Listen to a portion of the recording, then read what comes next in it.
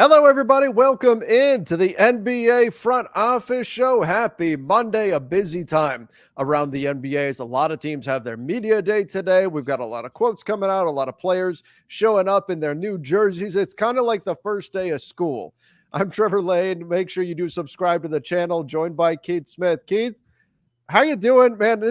Today's got me so pumped because it feels like the NBA is finally like really on the cusp of truly being back.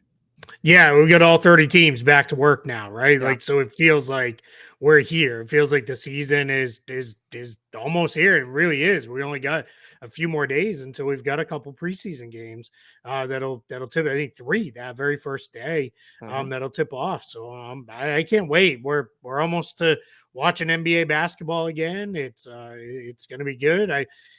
Preseason it's funny. You do a lot of the same thing I do. You do the radio rounds and things, Yep.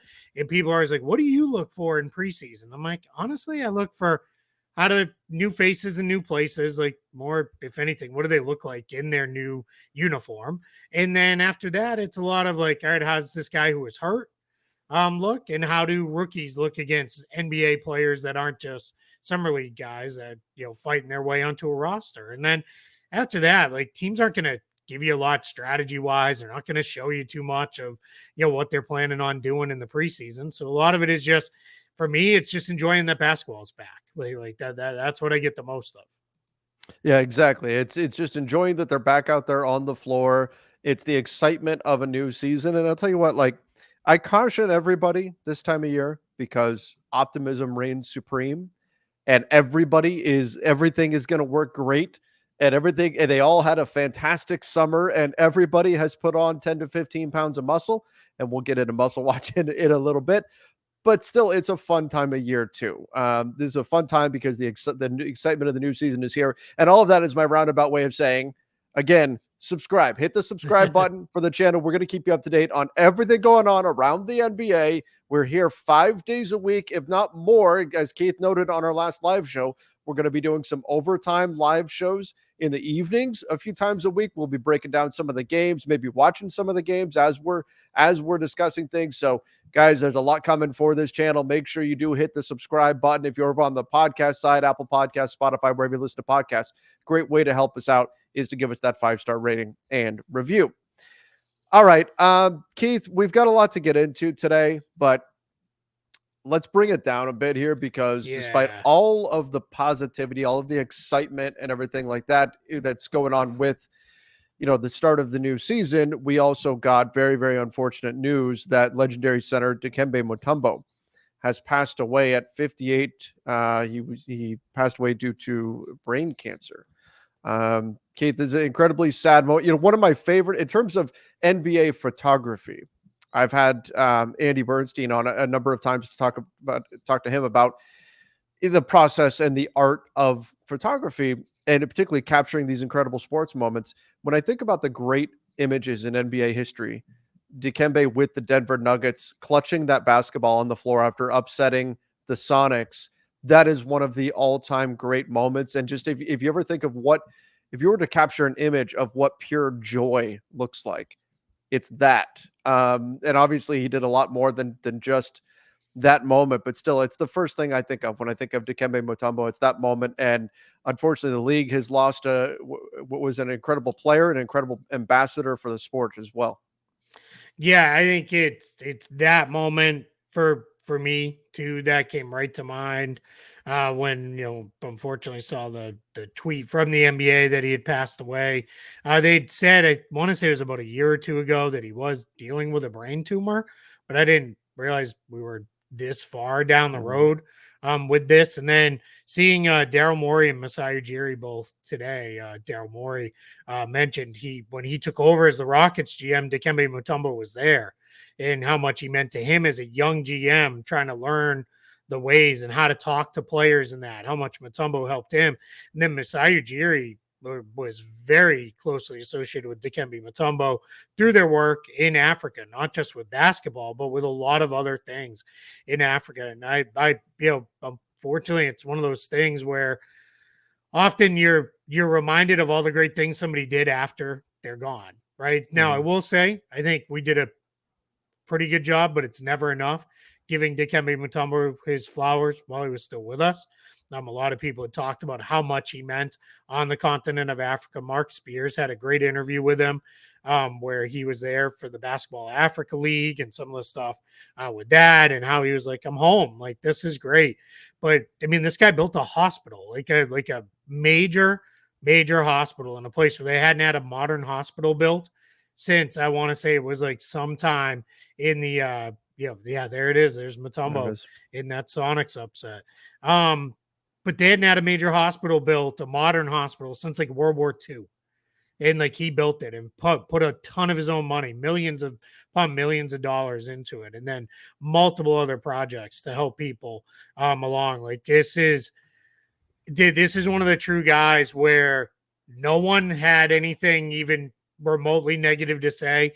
There's not even the part of Wikipedia where it's like, all right, well, this part's a little shaky. Like, doesn't even exist either. Like, it's just, just a guy who is, kind of just remembered for being a great guy and, great player. And now, I'll remember him having the fun with the finger wag after he was retired, right? He did, and even the commercial.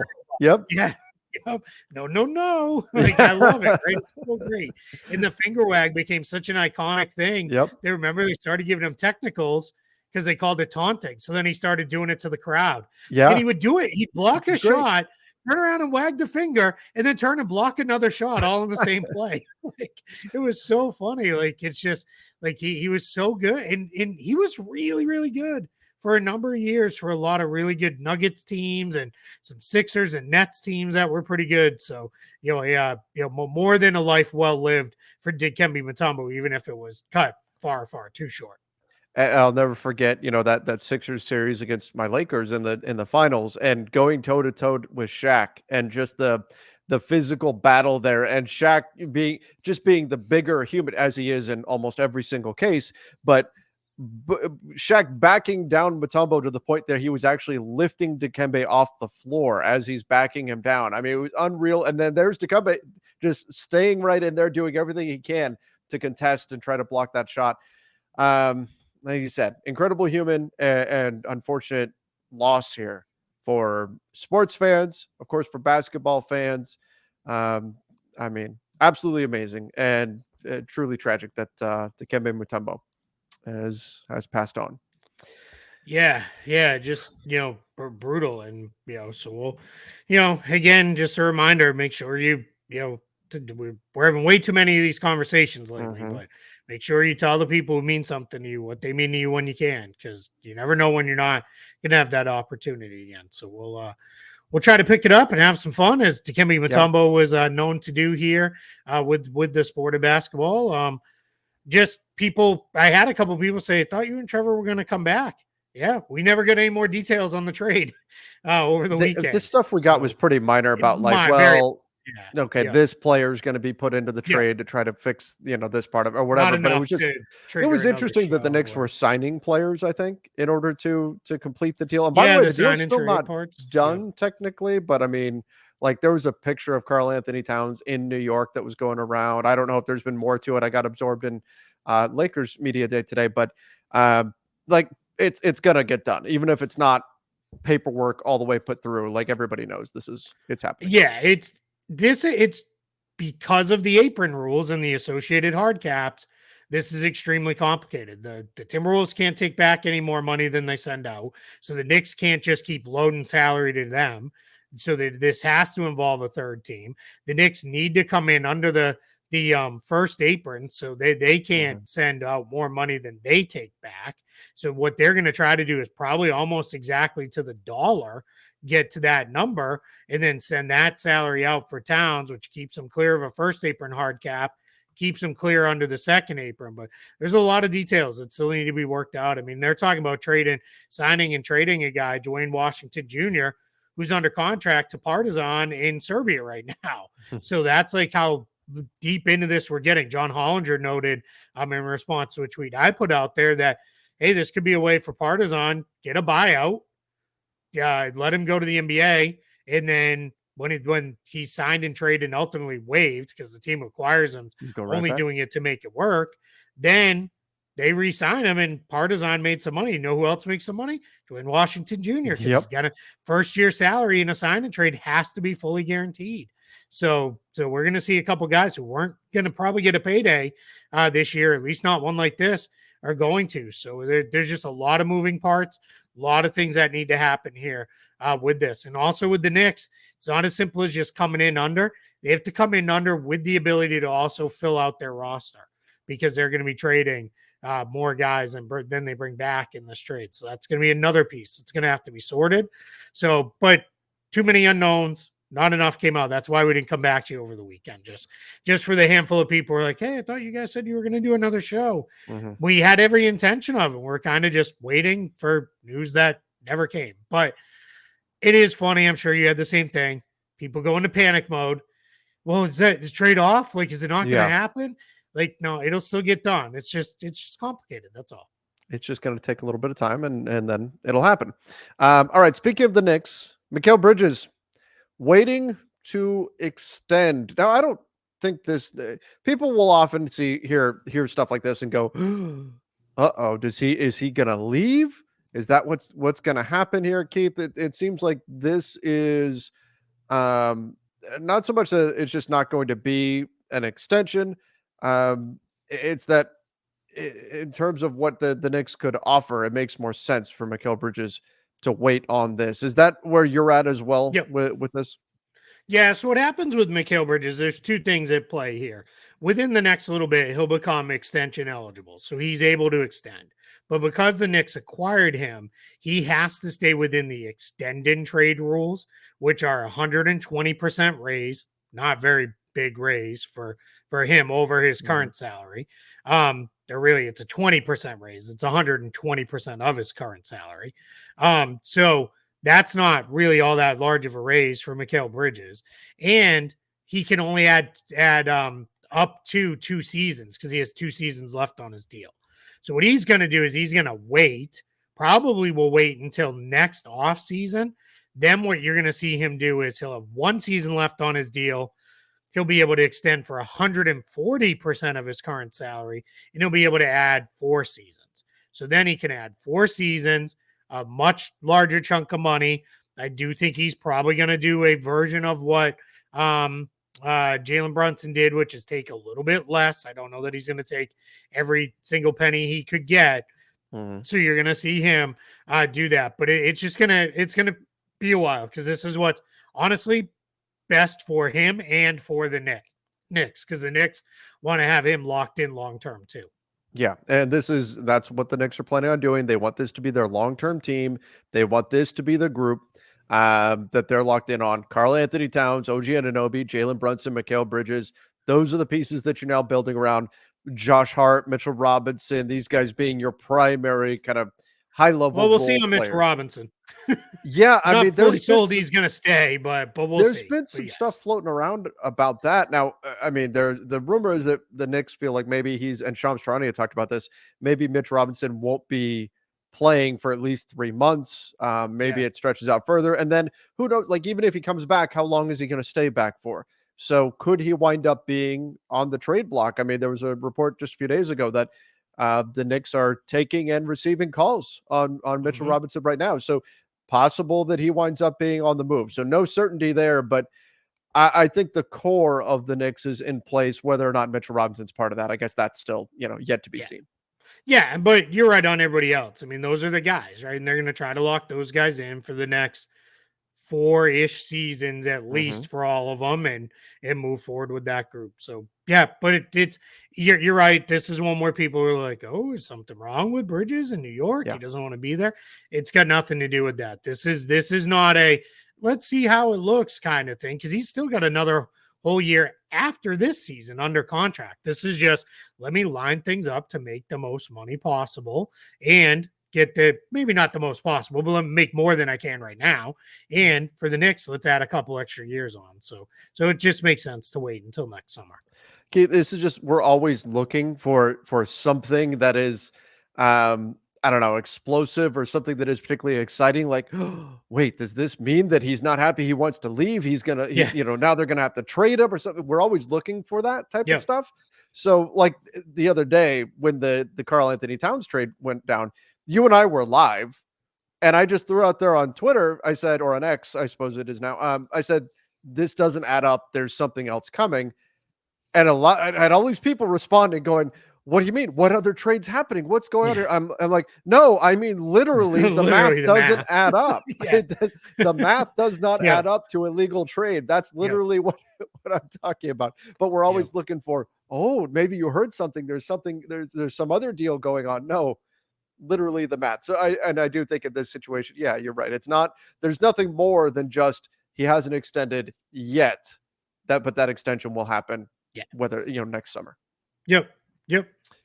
Okay. Moving on to Utah. Danny Ainge said the Jazz felt there weren't big moves this summer. For them to make that to be very clear. Sure. That, The Knicks made big moves, right? Yeah. Obviously. There were teams who made big moves. The 76ers made a big move landing Paul George, but big moves for them to make. He's not the first person in charge of a team's moves to kind of lament that with the new collective bargaining agreement, there's some things have been sort of minimized in terms of what opportunities are out there. And Ainge noted that there just wasn't anything for them, that it sounded like they wanted to make kind of an all-in big splash type move. I noticed that. Like, does that surprise you at all? Like, it sounded like they almost kind of went, oh, okay, well, I guess we'll run it back for now and we'll stay patient. But in their heart, they really wanted to make this big splash all-in move, and they were hoping that would be there, and then it just wasn't. Does that surprise? Like, to me, I feel like it's a year, maybe 2 years too early for the Jazz to do that. Yeah, and to give a little context on this, Danny Ainge at the exit interview at the end of last season said, hey, we know we're going to have a ton of cap space. We're going big game hunting. And that was his exact words. He started out this season. They did much like I think the Lakers and a handful of other teams did media day with like front office and coach ahead of the players. Like it was like a different day. Danny Ainge and Justin Zanuck and then Ryan Smith, the owner of the Jazz, they did it at the end of last week. And Danny Ainge said, I think I should have worn my elk hunting shirt to this meeting, kind of making a joke about it. And then the first question was like, yeah, so about that, what happened? And he immediately put it to Justin Zanuck, who's the team's GM. Danny Ainge's, I think his official title is CEO of Jazz basketball. But Justin Zanuck's like his number two. And Justin Zanuck was like, look, when it came down to it, there just weren't any moves we felt like were big moves for us to make. And some people were like, couldn't you have got involved on Paul George? Why weren't you in on Mikal Bridges and other things? That doesn't mean that they weren't. It just means they weren't willing to go to whatever lengths it was to get those deals done. And I think if you're the Jazz, I think it is you're in position where if the right moves fell your way, let's say they could have been the team to come away with Mikal Bridges, Karl Anthony Towns, keep Lauri Markkanen and a couple other guys. Sure, they should have been all over it, right? Like that would have been great for them. But I don't think they felt like they were in that position. So I think for them, it's the right moves weren't there. So we'll wait. And Justin Zanuck, basically what he kind of finished with was, we have all the same assets and flexibility we had. And when the right move is there, we will make it. We'll go after it. And that's kind of what Ainge's like MO has been. Like he's going to get involved on a lot of stuff. Yeah, sometimes he's going to tell you how close he was to making, X, Y, and Z trades as he did with Boston.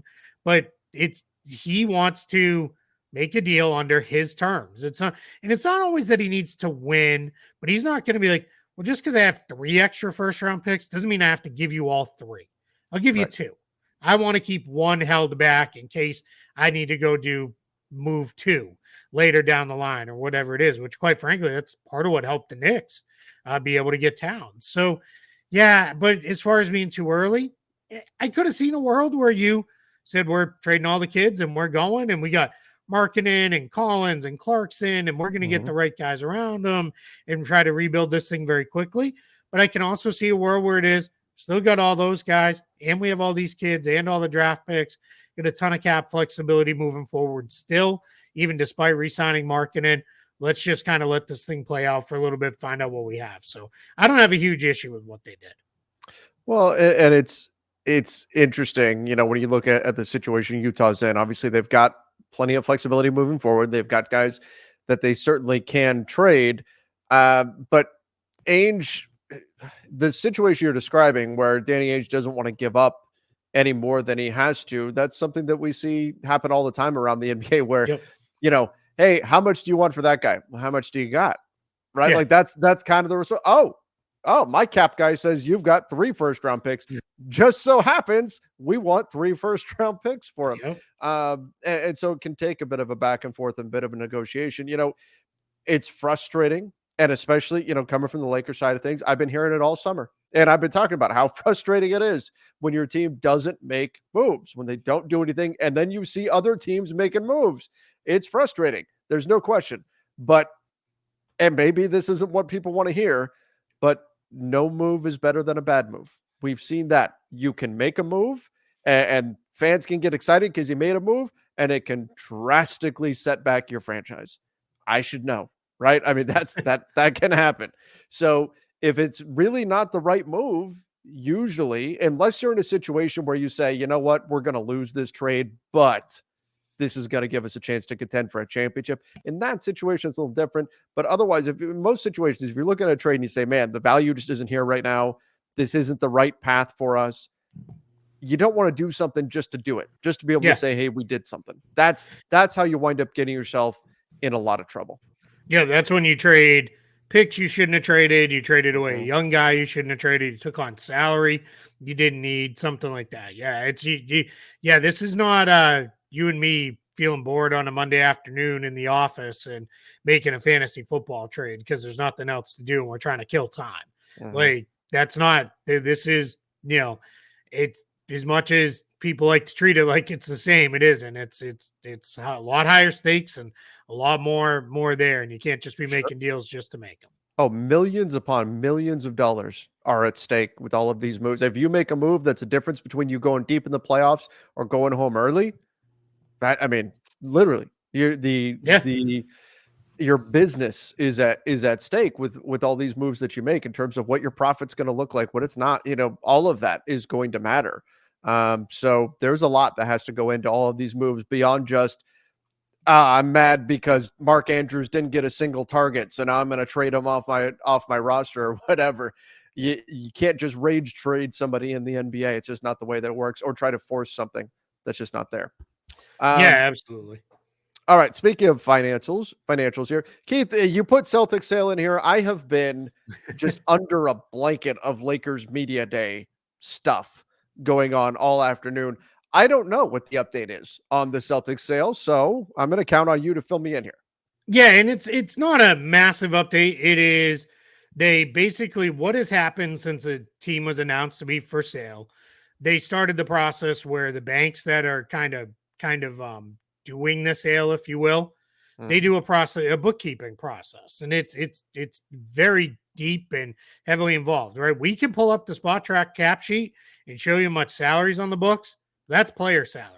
There's nothing in there about coaches and trainers and what is your deal with X sponsor and all those things. So they have to do all that bookkeeping to get to, all right, here's what the books are. Because the last thing anybody's going to do, and what's going to be a multi-billion-dollar transaction, is going to be, yeah, I'll buy it sight unseen. Sure, that sounds good to me. There's some level of that with sports teams, because the reality is there's only 30 basketball teams. If you want to own one of them, to some extent, you're going to take on maybe something you don't really want to. But that part is now done. The bookkeeping aspect is done. They're moving forward with meeting with prospective buyers, presumably later this week or next week. They're going to start moving forward with those buyers, and they're going to start going. They are the real kind of newsy part of this is they're really keeping it pretty quiet as to who it is that they're going to meet with, and they're keeping it very small. They're not casting like a super duper wide net. Part of it is this is one of the marquee franchises in sports. They only come, franchises like this only come for sale every so often. So they don't have to be like, well, we got to get 30 bidders because, we need to find somebody to buy them. They know they're going to get what they want. This is also part of what is potentially, no one's out openly saying it, part of what is holding up any of the expansion type stuff is the NBA needs the Celtics to go for a whole lot of money so they can turn around and tell the expansion teams, hey, we need a lot of money out of you too. Because expansion teams, as much as they know, we're not the Celtics. We don't have the history. We don't have the Boston market there. We have to, we're still not going to pay a ton more than what, the Celtics get. If the Celtics go for $5 million, the NBA can't be like, or $5 billion, the NBA can't be like, well, we want, $5 billion for an expansion team. The expansion teams are going to be like, yeah, no, well, obviously, if your marquee franchise isn't worth that much, we have to hold back. So that's a little bit of what's going on with it. It sounds like we're going to start seeing some movement. My guess is as they start these meetings, the names will start to come out of who's actually interested. We've heard a ton of reports on this person isn't. Most recently it was Fenway Sports Group. That's the group LeBron's a part of. They own the Red Sox. They own other teams as well. Liverpool in soccer, the Pittsburgh Penguins, and the NHL. One of the things we heard is they're not one of the bidders. That came out last week that they're not going to bid on the Celtics. And I think part of that is they want the Las Vegas team. Like they're going to be the ones who are trying to push to get the Las Vegas team. So we're going to see. One of the other minor pieces, semi-related, there's a lot of talk of get an owner that will build them their own arena somewhere, like in the Boston area. Because aren't they? Because they're second on the list, right, for that arena in terms of second of and even kind of third. Yeah, are they third? Yeah, the Bruins own TD Garden, right? And the Bruins have been in the past. They're like, hey, we like one of the things they used to do was, hey, we're going to have the circus come in here for months. And that means you're out of here for like basically the entire month of February. My entire life growing up, Celtics barely ever played a home game in February. It's kind of like the Grammy trip or for the Lakers and Clippers, and the rodeo trip for the Spurs. Like that's kind of what the deal was. So now it's and then there's been concerts and stuff where the Celtics have lost dates. So they end up they are second, but they end up kind of third. That's why a lot of times people are like, why are the Celtics getting the afternoon playoff game like on a Saturday instead of like the prime marquee night game? It's usually because the Bruins take the night game for themselves. And then the Celtics get kind of the leftover date or time if they have to play on the same day. So there's been a lot of talk of let somebody with a ton of money come in and build them an arena. But one thing that I know isn't going to fly, the people in Boston are going to be like, yeah, you build the arena, not us. We're not like paying for this. It's part of not using tax money to pay for it. Yeah, exactly. It's part of the reason the whole Olympic bid, beyond the fact that nobody in Boston actually ever wanted the Olympics. I love where I grew up, but it's the most provincial place on the planet. It's like they begrudgingly accept that tons of college kids move in every year for college. Other than that, it's like, if you're not from here, don't come here. We don't want you here. Go away. It's just just how people are. They're very like, no, like, why are you here? Like, so they didn't want the Olympics there, and they certainly weren't going to pay for a bunch of Olympic venues to be built either. The new slogan for the city of Boston: get off our lawn. Right? Yeah, pretty much, man. Yeah, there's a lot of people like that are like, oh, why are you here? Like, just go away. Like, there's, cool. You came, you visited. Now leave. Like, that's kind of the extent of it. All right, let's move on to Muscle Watch. Muscle Watch. Let's go. Let's go. All right. Snap into a Slim Jim. I think the best muscle watch, though, it has to be, because just from keeping an eye on somebody, everybody has put on muscle. Cam Reddish was just telling us, oh yeah, I've put on 5 to 10 pounds of muscle or whatever. He was just saying that. Jonathan Isaac. Now it helps when you weigh nothing to begin with. Yeah. Right. But Jonathan Isaac says he put on 30 pounds of muscle over the offseason. Or 30 pounds.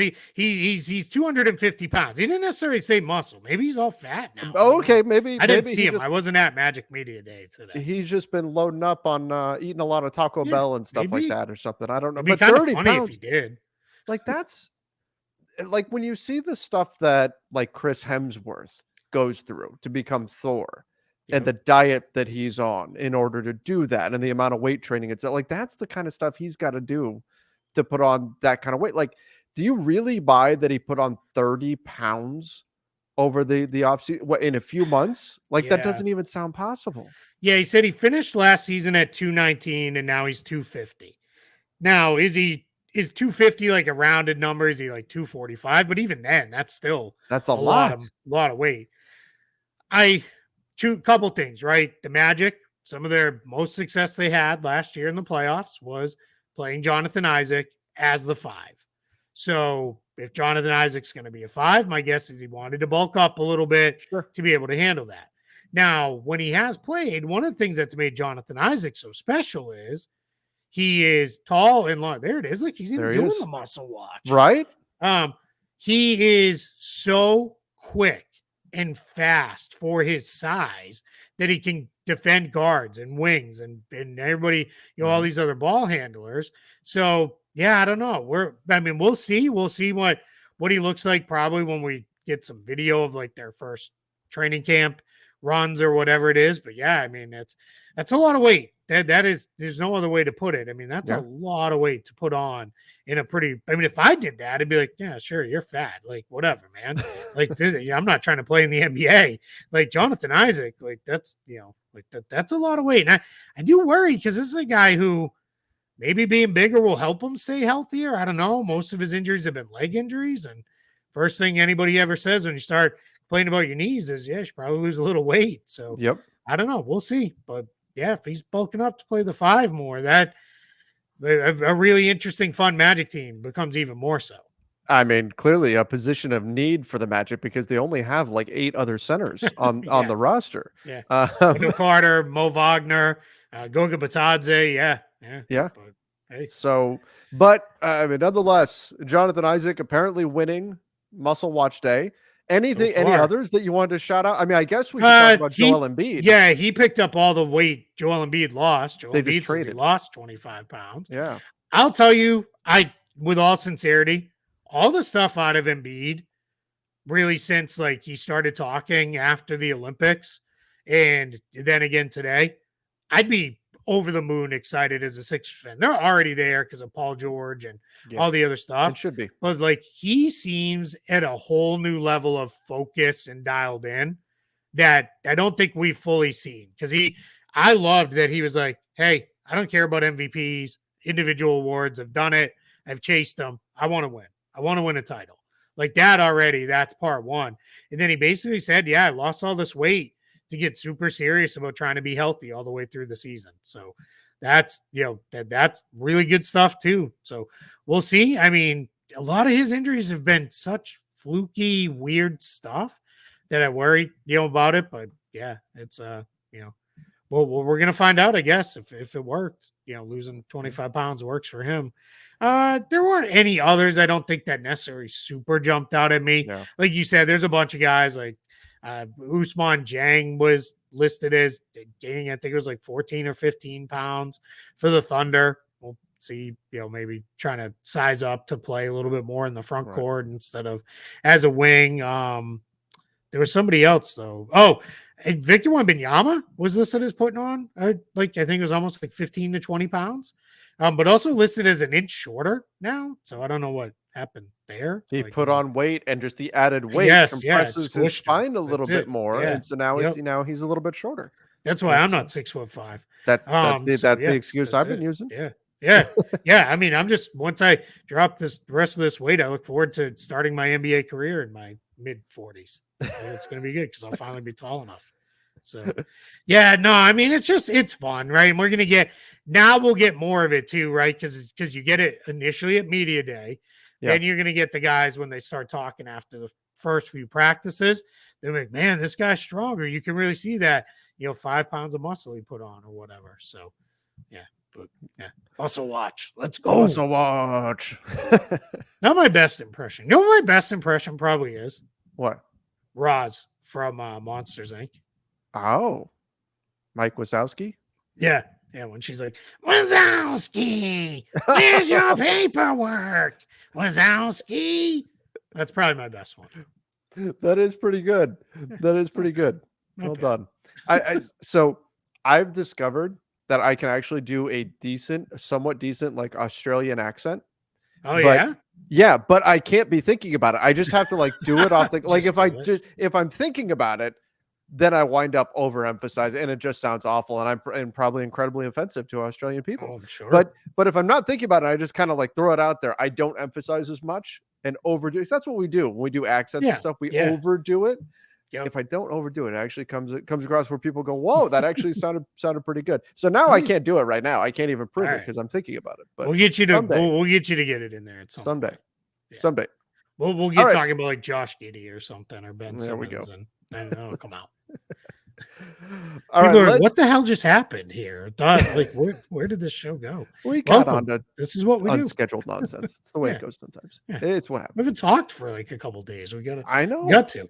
We have too much to say. Yeah. All right, let's talk a little bit about my Lakers and their media day. D'Angelo Russell, there were a number of Lakers who took some jabs, perhaps, at the last regime, the last coaching group under Darvin Ham from the prior season. D'Angelo Russell, though, was particularly brutally honest with what he had to say, both in terms of maybe taking a bit of a shot at the coaching staff from the prior year, as well as about himself. And I want to see what you think about this, Keith. So D'Angelo Russell, when he was describing what had happened with the Lakers up until this point, he said that since returning to the Lakers, it felt like the Lakers had just been kind of winging it and that there's been more structure this summer. Well, what's changed? JJ Redick is in as the head coach and Darvin Ham is out. So Ham often got criticized, or at least after he was let go, was criticized for maybe not being, as JJ likes to say, as much of a basketball sicko as JJ Redick is, and perhaps being as all in on just embracing the grind and work all the time. It seems like D'Angelo Russell is kind of leaning into that when he's saying, yeah, we were just kind of winging it before, but now there's a lot more structure. What do you think about that? About D'Lo kind of suggesting that maybe things were not so great last season under Darvin? Yeah, part of me wants to be like, okay, he's pumping up his new coach a little bit, and he clearly seems like he didn't really like the last guy. But having watched a lot of the Lakers, I'm going to say he's probably right? Like, I think there was definitely some truth in that statement. There were especially times, especially at the end of games, they didn't always look overly organized. He brought that up.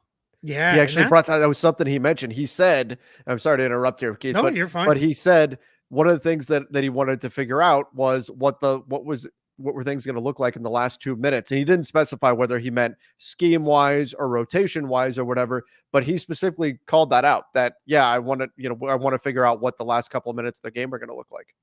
Yeah. I mean, I've watched enough of you doing playback and then the comments in your post games too, of like, why do we finish every game with 2 timeouts in our pocket? Like, and the other thing in his pocket are his hands, right? Because he's always had his hands in his pocket. Which that part, I mean, I don't know. That was just for fun. Yeah, if he's waving his arms, I don't know that makes him a better coach. But I think, but yeah, they weren't always well organized. And you could see, as good as LeBron James still is, this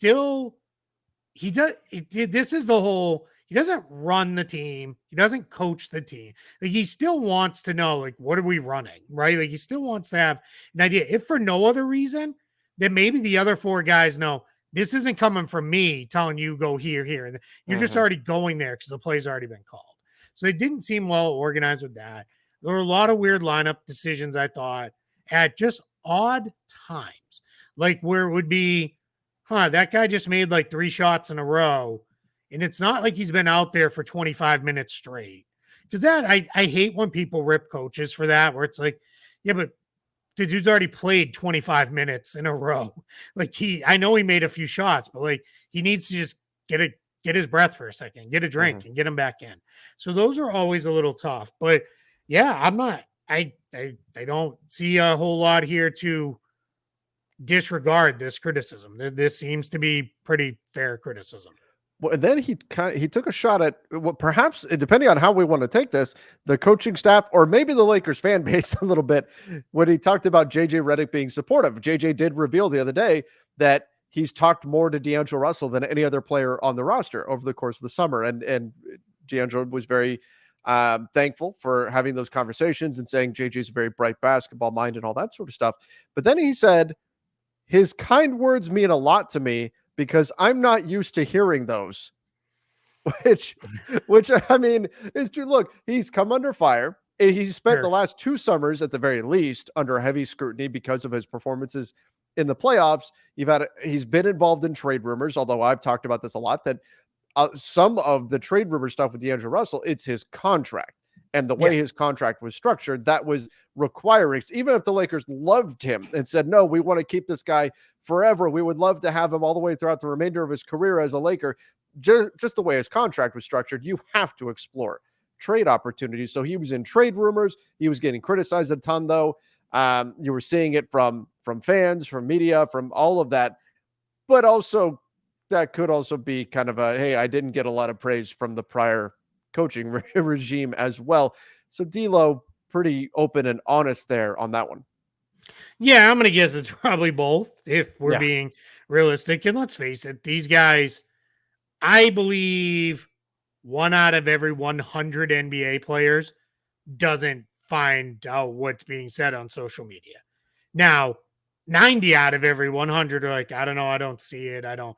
Yeah, okay, sure. Whatever. Like, yeah, I'm sorry. Most of these guys are in their 20s. They're on social media.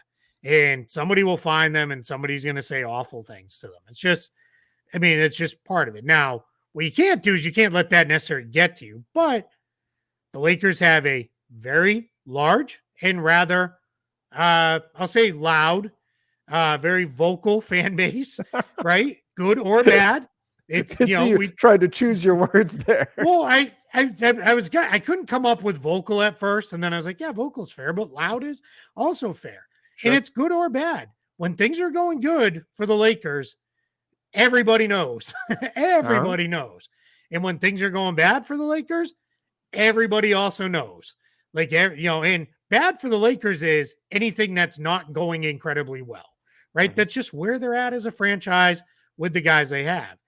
And probably an unfair amount of that blame gets put on guys like D'Angelo Russell and other role players. Not saying LeBron and AD are off limits, because again, I see them in the comments on your live shows after losses. Those two take more than their fair share of it. But I think from a lot of people, a lot gets thrown on D'Angelo Russell. And there's a lot of people, you're the 3rd highest paid guy. You're the only other one who's been an all-star. Like, you know what? Why are you not playing better, especially in the last couple of playoff appearances? So I get it there if that's tough. What's interesting to me out of that whole set of stuff is that JJ Redick's spending a lot of time with them, because I think what that tells me, now I may be reading tea leaves that just aren't there to be read, but is that's his point guard, right? As much as a lot of the offense runs through LeBron, D'Angelo Russell is the point guard on the team. Like, that's part of it. And I do wonder if JJ Redick is, hey, if I'm going to get LeBron to April, May, and ideally June with enough left in his tank, I cannot be running him down, asking him to do everything starting on October 22nd. Like, I have to, and that's not nights off. That's just in games. He can't be bringing it up and setting the offense and creating everything. Guys talk about it all the time. It just the amount of relief it is when somebody else can just get the ball into the front court and call the set. You don't even have to do all that. Like, how huge that is. So yeah, my guess is JJ Redick's got plans for D'Angelo Russell. He's on the roster and he's probably trying to hype him up a little bit. Like, hey, because he knows without a trade, they're not going anywhere they want to go without better play out of D'Lo, out of a few of the other role players. Yeah. LeBron and AD are going to do what they do. They're going to be very good. I have no doubt about that. My worry with them is, are they going to play, I think it was 147 combined games again? That part I'm very worried about. But when they play, they're going to be terrific. So you need more out of D'Lo. Yeah. And you know what? He had a great season last year. He did say, which I thought was really interesting. He talked about how he didn't feel like they had a lot of defensive structure last year, which again, not masking the fact that he wasn't super thrilled with last season's coaching staff. But he also added in that he wants to take accountability. He actually said this. He said he wanted to apologize in the sense of showing a lack of professionalism at times and showing a lack of team first perception at times. He said so he's trying to be mature and keep that professionalism throughout the year, no matter the ups and downs. I thought that, it was really introspective of D'Angelo Russell to really look at that and say, I wasn't as professional as I should have been over the course of the season. And for the most part, we didn't see much of that. There weren't a lot of moments where we thought, oh man, D'Lo, he really messed up here or anything like that. Yeah. It's for the most part, he was pretty great. I mean, was there a moment maybe he should have been in a huddle or something like that? But again, nothing too egregious. And so for him to come out and say, I didn't feel like I showed professionalism at all times, and I'm apologizing for that, and I want to be better about that. I thought that was a really eye-opening comment too, in terms of just how D'Angelo Russell is wired, because a lot of guys wouldn't say something like that. No, absolutely not. I think it's with D'Angelo Russell, 28 years old. This is year 10 in the league, that's just crazy. But I wonder if there is the sense of the weight of, I am the Los Angeles Lakers point guard. Like the responsibility that comes with that, right? Like there's certain positions in sports that have just been handed down through generations of like one great player after another. And, and I wonder if he feels a little bit of the weight of that. And professionalism could be things, because I'm thinking now in my head, I'm like, do I remember like a game where he was pouting or like was acting like an idiot? Like he wasn't happy when he got benched. He wasn't happy when he got benched. Neither was Austin Reeves. See that. Sure. Yeah. Maybe that's what he's referencing, but it could even be things like we don't see. Like, it's not that he's late for practice, but he's like the last guy in. He's the first guy out of the gym when practice is over. He's not getting the sleep he should get. He's not taking care of himself. And we don't know because he didn't offer those details, but it could be things like that too, where it's like, and maybe it is as simple as like, hey, I could have handled it better when they benched me. Like I could have been more professional about it. But yeah, I got to wonder if it's all kind of weighing on him. And let's face it, contract year, right? Like he's playing for his like next it was year. last year. Yeah. And he wants to, this is probably year 10. This is probably it, right? This is going to be his last big contract. Barring something crazy that happens with his career that we don't see coming. So yeah, so he wants to lock in another big payday. If I had to guess, let's take playoffs and team success somewhat out of the mix. I think he has a incredible individual season this year, because part of what I'm going to factor in is I just don't think LeBron and AD are going to play 70 plus games each this season. I just have a hard time getting there when that's rarely happened the last few years. But even if they do, I think you're going to see them I think you're going to see JJ, because he talked about it before he was the Lakers coach, how like you got to take somebody else needs to be there for those guys. And maybe it is D'Angelo Russell is the guy he builds up and goes. Like, would not be surprising early in the season if there's like, hey, let's really try to get D'Lo going. Like, let's get him feeling good from game one, so that he's, feeling really good all season long. But to your point, he had a nice season last year, and then it kind of all fell apart again on him in the playoffs. So, I guess don't play the Nuggets right there. There's a dancer. Right. That's usually that would be a good solution for D'Angelo Russell. Don't play the Nuggets. And then he talked about how he wants to maintain more focus throughout the game, and that he wants to earn the trust of his coaching staff to play both sides of the ball, to play on offense and on defense. And that obviously he didn't do that last season because they were making offense defense substitutions with him. So that's something he would like to improve. But very open and honest stuff from D'Angelo Russell here. Clearly he wasn't a big fan of the coaching staff last season, and we'll see if there's big things to come as a result of the change in the coaching staff this year under JJ Redick. Does that lead to a big year for D'Angelo Russell? Keith, I think that about wraps things up for today. Obviously, yeah, I did another quick scan to see if anything major. Come on, nothing is jumping out at me that that I'm seeing here. So yeah, I think we're in a place. There's a lot of NBA reporter news that, quite frankly, I don't feel like are really covering. With this, because I don't know where we're gonna go. They're talking about now Adam Schefter being the new Woj. After over the weekend, it was Jeff Passan may be the new Woj. Like, I don't know. Well, all that'll come together whenever it comes together. I'm not it's weird. It's Yeah, weird to there be was reporting on reporters. Like, I reporting don't on know. reporters. Yeah, Yeah, I it's mean goofy. it's all that is strange. Trying to take a reporter from another industry, from another Yeah. sport, because there is some overlap there in terms of agency. There a lot of Mm-hmm. sports agencies, they have clients across multiple sports, but still there's something to the connections that you're making in one sport. Do they immediately transfer over to another? I've seen the idea brought up on social media about, well, is this ESPN maybe trying to have some kind of leverage against Shams, so Shams can't say, so Yeah. Shams can't do what teams do to like Danny Ainge and stuff. Yeah. What do you want? How much you got? Right, right. Yeah. But it'll be Yeah. fascinating to see how all that plays out. Of course. Yeah.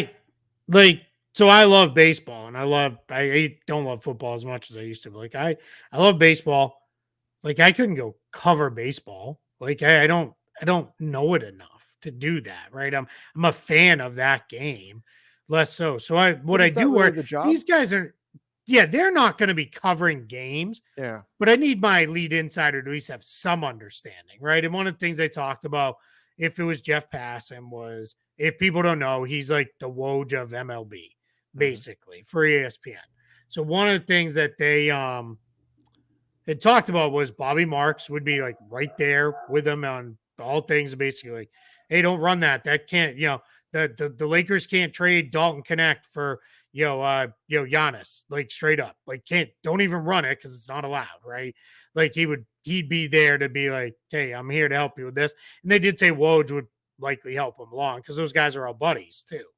But I don't know, man. It something leaves me a little feeling a little cold. Like, it's really just the big name you want. Like, I don't know, like, find a basketball person to do it. Like, there's plenty who could do it, like, and help give them the contacts and help them along that do, and let those guys continue to own the reporting for their sports. But it is what it is. I don't know. I said I didn't want to talk about it, and then I made us talk about it. So Sorry, well done by me. we can take this is something No, we it's can my certainly fault. talk I about brought on it a up. show that maybe we don't have as much NBA stuff going on. But the cool thing, Keith, is that we're gonna have a ton of NBA stuff Yeah, going we on are. from now until like August. We're gonna have a ton of NBA stuff going on because training camps are here, preseason is starting, then the season's gonna be here. Let's go. And I'm so excited. when we wake up tomorrow morning, it's NBA month. We're there. We're back. Welcome October. September is gone. See ya. You wake me up when September ends. Here we are. I'm It's awake. done. Wake me up I'm tomorrow awake. morning. We'll be ready to go. Yeah. Friday we got games. Yeah, it's gonna be awesome. And hey, this we mentioned off the top of the show. Last quick thing. Holy cow, the support for the Karl Yes. Anthony Towns video. The number of people who turned out to watch it live between YouTube and Twitter and everything else where we were showing it, that was amazing. But then the number of people watched, I think it's our most commented on video now too, because there is a ton of comments on there. Just a lot of great stuff. A lot of people, super happy, and it's a lot of people were like, it was fun watching you guys like see details as it kind of came out. Mhm. So when there are big news like that, we'll generally do that. We'll go live. Now it'll probably be closer to the trade deadline again before that happens. But You never yeah, know. we We never, said a bunch of maybe times over the not. last Yeah. month that this is not the Yep. time of year for trades, And there and was. Yeah. Yeah. I mean, yeah, you do never know. Maybe something happens here in the next couple weeks, or maybe the first week of the season or something. But yeah, it was a lot of fun. We had a great time with a very, very unplanned, no notice, late night, 11 p.m. Eastern, Karl Anthony Towns show. But thanks to everybody who came out and everybody who's watched the video since. It's huge. We picked up a ton of subscribers. So, we promise we'll do everything to work to keep your subscription and keep you here with us as the season gets cranking. that's right. That's right.